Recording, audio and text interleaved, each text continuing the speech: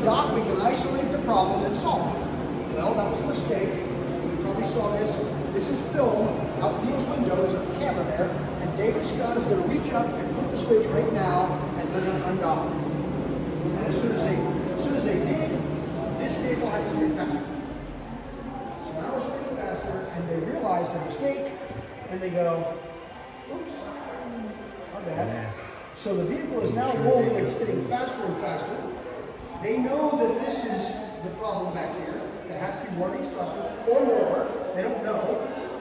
So they decide to pull the circuit breakers and shut all these off. Well, that's a good idea. So they do that. The circuit breakers are above their heads. If you see that panel above their heads, the second row of toggles from the front are the circuit breakers for these 8 thrusters. So they open the breakers up, they shut the thrusters off. Yippee! Is this going to slow them down? No. Because they have too much angular momentum, right? And where are they orbiting? 300 kilometers, or about 185 miles. Therefore, the air up there is too thin. It's not going to give them any friction. So this thing is now just going to spin until they do something else. Well, that's not the worst of it. The worst of it is when they pull those breakers, shut these off, the vehicle had reached a speed of 360 every second. 1 revolution every second. Now the crew has vertigo, and they're going to die. Period. They've got to fix this problem somehow without help from the ground, and they got to do it very quickly. So they've tried this, they've tried that, nothing has helped. This thing is spinning, and they're almost to the point of tunnel vision. You know, if you were to ask an astronaut, what would be your worst nightmare? This would make the list. Well, it would make my list, anyway. So they've already tried everything, nothing works.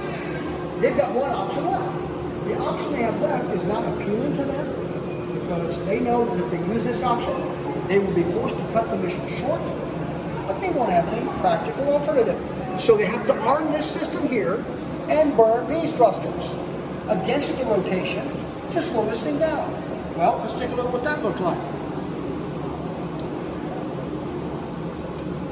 Right there. Now you see that joystick right in the middle? Armstrong has his right hand on that stick. He's deflecting it to the right. He's firing thrusters 3 and 7. That's normally going to create a right-hand roll, but they're a left-hand roll. So he's got that stick buried. He's got hung over there, man. And he's got it in direct mode. As long as he holds that stick, he's going to fire and fire and fire and fire. So he has to burn those thrusters. And by the way, this system has one purpose in life: to steer you during re-entry. This is never used any other time. Well, they didn't have much of a choice, so he's hanging a stick over, burning the thrusters. He has to do this for 6.5 minutes. That's a long time when you're fighting for your life. So they get the vehicle stabilized. They're going to live, but now the more bad news. They've got to cut the mission short. They knew it was going to happen. They've got to stow their gear, go through their pre-retro fire checklist.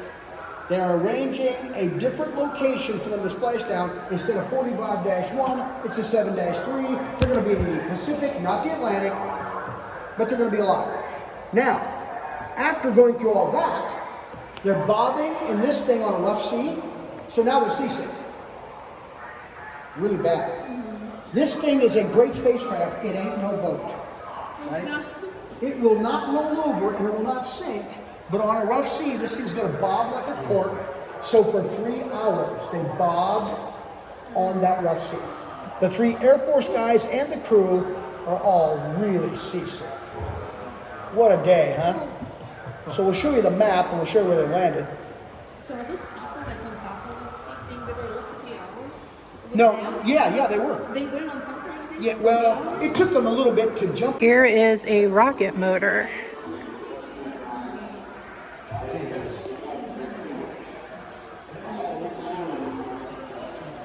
And it says it's an H1 rocket engine.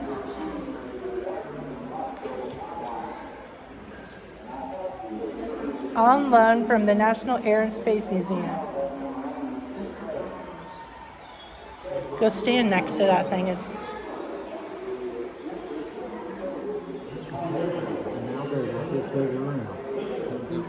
they don't.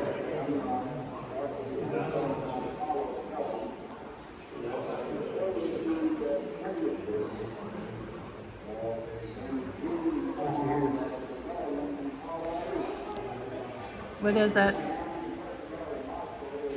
August 13th, 1963.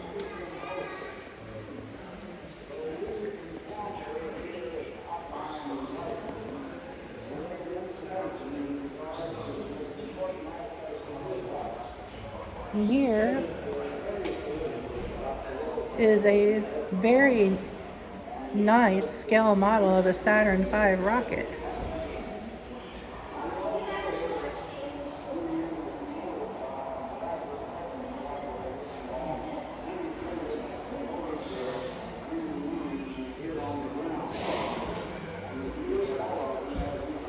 Some more rocket models. Here's a tribute to those astronauts that died. Gus Grissom from Indiana, Roger Chaffee, and Ed White.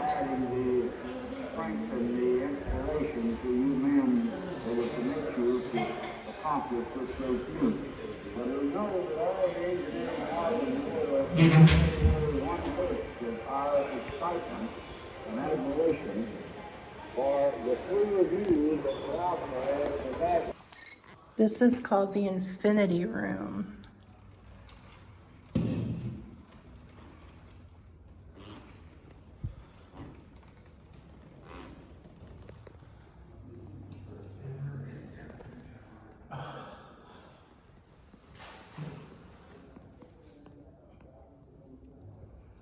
And I've always remembered this room from when I was little and I came here with my mom and my uncle. What's down there? Infinity. And beyond. It's supposed to be like space. Hello.